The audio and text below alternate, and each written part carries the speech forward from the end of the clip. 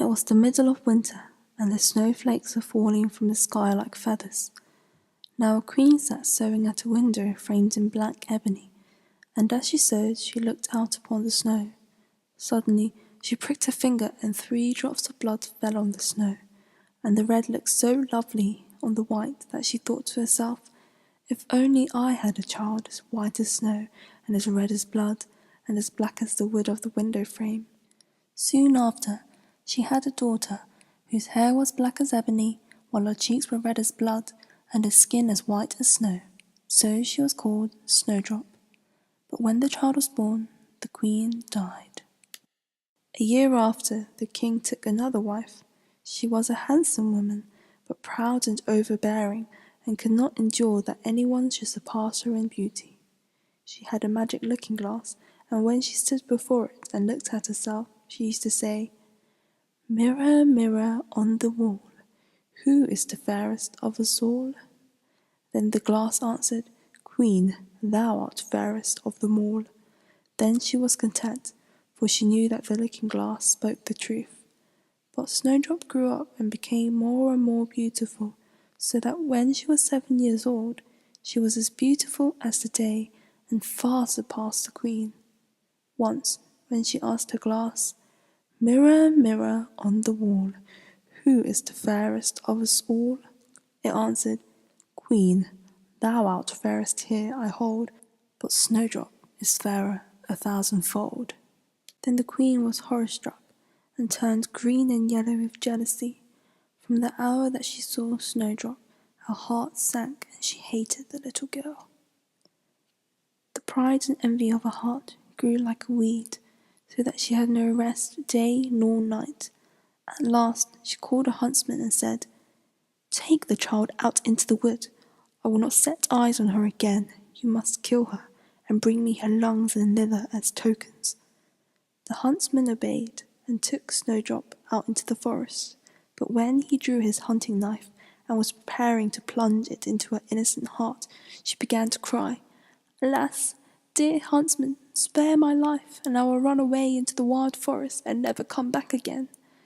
And because of her beauty, the huntsman had pity on her and said, "Well, run away, poor child. Wild beasts will soon devour you," he thought, but still he felt as though a weight were lifted from his heart because he had not been obliged to kill her. And as just at that moment a young fawn came leaping by, he pierced it and took the lungs and liver as tokens to the queen. The cook was ordered to serve them up in a pickle, and the wicked queen ate them thinking that they were snowdrops. Now the poor child was alone in the great wood, with no living soul near, and she was so frightened that she knew not what to do. Then she began to run, and ran over the sharp stones and through the brambles, while the animals passed her by without harming her. She ran as far as her feet could carry her till it was nearly evening, when she saw a little house, and went in to rest. Inside, everything was small, but as neat and clean as could be. A small table covered with a white cloth stood ready with 7 small plates, and by every plate was a spoon, knife, fork, and cup. 7 little beds were ranged against the walls, covered with snow-white coverlets. As Snowdrop was very hungry and thirsty, she ate a little bread and vegetable from each plate, and drank a little wine from each cup, for she did not want to eat up the whole of one portion. Then, being very tired, she lay down in one of the beds. She tried them all, but none suited her. One was too short, another too long, all except the 7th, which was just right. She remained in it, said her prayers, and fell asleep. When it was quite dark, the masters of the house came in. They were 7 dwarfs who used to dig in the mountains for ore. They kindled their lights, and as soon as they could see, they noticed that someone had been there, for everything was not in the order in which they had left it. The first said, "Who has been sitting in my chair?" The second said, "Who has been eating off my plate?" The third said, "Who has been nibbling my bread?" The fourth said, "Who has been eating my vegetables?" The fifth said, "Who has been using my fork?" The sixth said, "Who has been cutting with my knife?" The 7th said, Who has been drinking out of my cup? Then the first looked and saw a slight impression on his bed and said, Who has been treading on my bed? The others came running and said, And mine, and mine. But the seventh, when he looked into his bed, saw Snowdrop, who lay there asleep. He called the others, who came up and cried out with astonishment as they held their lights and gazed at Snowdrop. Heavens, what a beautiful child, they said, and they were so delighted that they did not wake her up, but left her asleep in bed. And the seventh dwarf slept with his comrades, an hour with each, all through the night. When morning came, Snowdrop woke up, and when she saw the seven dwarfs, she was frightened. But they were very kind and asked her name. I'm called Snowdrop, she answered. How did you get into our house? They asked. Then she told them how her stepmother had wished to get rid of her, how the huntsman had spared her life, and how she had run all day till she had found the house. Then the dwarf said, Will you look after our household? Cook, make the beds, wash, sew and knit, and keep everything neat and clean? If so, you shall stay with us and want for nothing. Yes, said Snowdrop, with all my heart, and she stayed with them and kept the house in order. In the morning they went to the mountain and searched for copper and gold, and in the evening they came back, and then their meal had to be ready. All day the maiden was alone, and the good dwarfs warned her and said, Beware of your stepmother, who will soon learn that you are here. Don't let anyone in. But the queen, having, as she imagined, eaten Snowdrop's liver and lungs, and feeling certain that she was the fairest of all, stepped in front of the glass and asked, Mirror, mirror on the wall, who is the fairest of us all? And the glass answered as usual, Queen, thou art fairest here I hold, but Snowdrop over the fowls, who with the seven dwarfs dwells, is fairer still 1,000-fold. She was dismayed, for she knew that the glass told no lies, and she saw that the hunter had deceived her, and that Snowdrop still lived. Accordingly, she began to wonder afresh how she might compass her death, for as long as she was not the fairest in the land, her jealous heart left her no rest. At last she thought of a plan. She dyed her face and dressed up like an old peddler, so that she was quite unrecognizable. In this guise, she crossed over the 7 mountains to the home of the 7 dwarfs and called out, Wares for sale? Snowdrop peeped out of the window and said, Good day, mother. What have you got to sell? Good wares, fine wares, she answered. Laces of every colour, and she held out one which was made of gay plaited silk. I may let the honest woman in, thought Snowdrop, and she unbolted the door and bought the pretty lace. Child, said the old woman, what a sight you are! I will lace you properly for once. Snowdrop made no objection, and placed herself before the old woman to let her lace her with the new lace. But the old woman laced so quickly and tightly that she took away Snowdrop's breath, and she fell down as though dead. Now I am the fairest, she said to herself, and hurried away. Not long after, the 7 dwarfs came home, and were horror-struck when they saw their dear little Snowdrop lying on the floor without stirring, like one dead. When they saw she was laced too tight, they cut the lace, whereupon she began to breathe, and soon came back to life again. When the dwarfs heard what had happened, they said that the old peddler was no other than the wicked queen. Take care not to let anyone in when we are not here, they said. Now the wicked queen, as soon as she got home, went to the glass and asked, Mirror, mirror on the wall, who is the fairest of us all? And it answered as usual, Queen, thou art fairest here I hold, but Snowdrop over the fowls, who with the 7 dwarfs dwells, is fairer still 1,000-fold. When she heard it, all her blood flew to her heart, so enraged was she, for she knew that Snowdrop had come back to life again. Then she thought to herself, I must plan something which will put an end to her. By means of witchcraft in which she was skilled, she made a poisoned comb. Next, she disguised herself and took the form of a different old woman. She crossed the mountains and came to the home of the 7 dwarfs and knocked at the door, calling out, "Good wares to sell." Snowdrop looked out of the window and said, "Go away, I must not let anyone in." "At least you may look," answered the old woman, and she took the poisoned comb and held it up. The child was so pleased with it that she let herself be beguiled and opened the door. When she had made a bargain, the old woman said, "Now I will comb your hair properly for once."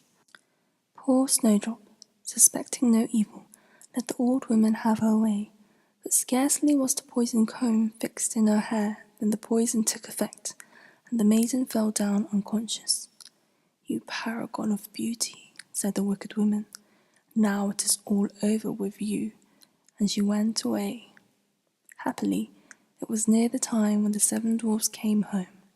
When they saw Snowdrop lying on the ground as though dead, they immediately suspected her stepmother and searched till they found the poisoned comb. No sooner had they removed it than Snowdrop came to herself again and related what had happened. They warned her again to be on her guard and to open the door to no one. When she got home, the queen stood before her glass and said, "Mirror, mirror on the wall, who is the fairest of us all?"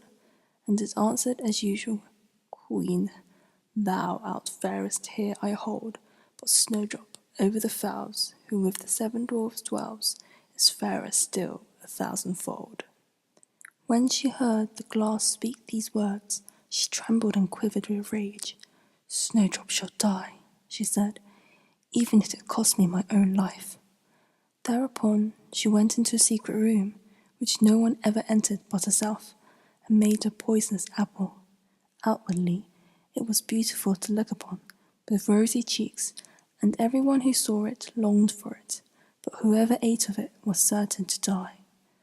When the apple was ready, she dyed her face and dressed herself like an old peasant woman, and so crossed the 7 hills to the dwarf's home.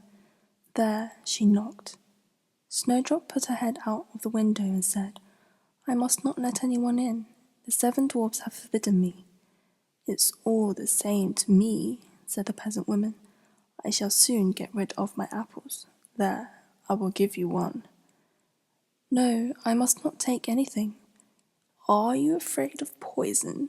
said the woman. "See, I will cut the apple in half. You eat the red side, and I will keep the other." Now, the apple was so cunningly painted that the red half alone was poisoned. Snowdrop longed for the apple, and when she saw the peasant woman eating, she could hold out no longer, stretched out her hand, and took the poisoned half. Scarcely had she put it into her mouth than she fell dead to the ground. The queen looked with a fiendish glance and laughed aloud and said, "White as snow, red as blood, and black as ebony. This time the dwarfs cannot wake you up again." And when she got home and asked the looking-glass, "Mirror, mirror on the wall, who is the fairest of us all?" it answered at last, "Queen, thou art fairest of them all."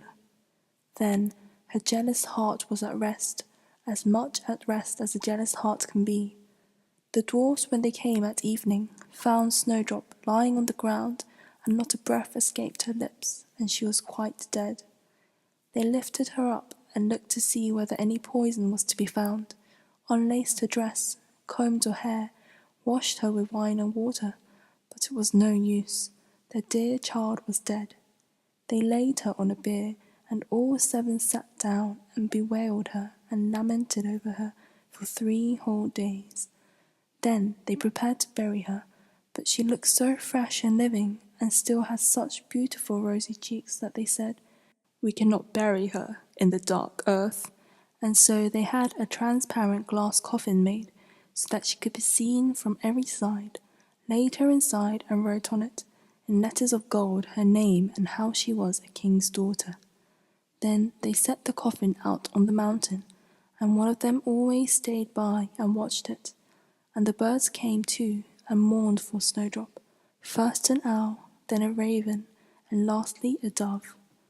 Now Snowdrop lay a long, long time in a coffin, looking as though she were asleep. It happened that a prince was wandering in the wood and came to the home of the 7 dwarfs to pass the night. He saw the coffin on the mountain and lovely Snowdrop inside, and read what was written in golden letters. Then he said to the dwarfs, "Let me have the coffin. I will give you whatever you like for it." But they said, "We will not give it up for all the gold of the world." Then he said, "Then give it to me as a gift, for I cannot live without Snowdrop to gaze upon, and I will honour and reverence it as my dearest treasure." When he said these words, the good dwarfs pitied him and gave him the coffin. The prince bade his servants carry it on their shoulders. Now it happened that they stumbled over some brushwood, and the shock dislodged a piece of apple from Snowdrop's throat. In a short time she opened her eyes, lifted the lid of the coffin, sat up, and came back to life again completely. "Oh, heaven, where am I?" she asked. The prince, full of joy, said, "You are with me," and he related what had happened, and then said, "I love you better than all the world. Come with me to my father's castle and be my wife." Snowdrop agreed and went with him, and their wedding was celebrated with great magnificence. Snowdrop's wicked stepmother was invited to the feast, and when she had put on her fine clothes, she stepped to a glass and asked, "Mirror, mirror on the wall, who is the fairest of them all?" The glass answered, "Queen, thou art fairest, here I hold the young queen fairer 1,000-fold." Then the wicked woman uttered a curse and was so terribly frightened that she didn't know what to do, yet she had no rest. She felt obliged to go and see the young queen, and when she came in, she recognized Snowdrop and stood stock still with fear and terror. But iron slippers were heated over the fire and was soon brought in with tongs and put before her, and she had to step in to the red-hot shoes and dance till she fell down, dead.